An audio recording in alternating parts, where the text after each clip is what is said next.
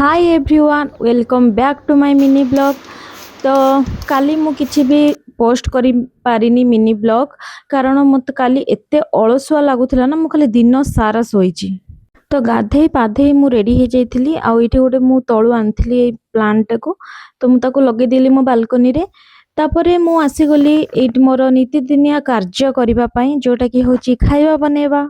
By the way ए ब्लॉगटा होची Tuesday रो।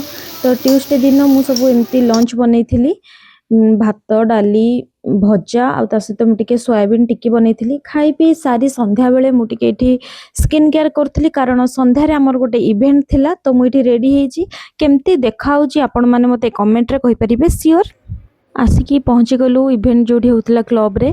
तो देखते एमती किसी होता ये आम नुआ कमिटी मेंबर को सब इंट्रोड्यूस करा होता। तो ये मो हजबैंड भी अच्छा, मुझे जान नी सी कौटी अच्छा बोली।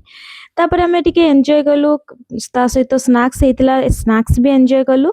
देखिपे आईटी बहुत सारा गेम थिला, लाइव सॉन्ग थिला, सब गेम खेलुले गीत गाउले। तो आम ही बसिक देखुलु। तापर ये बहुत भी राति हो जाता, मुझे आगुतिया खाई दी किंतु मो हजबैंड खाई नथिले तो मु वेट करथिली। एटी एमती समस्ते पूरा एंजॉय करचंती फुल मस्ती।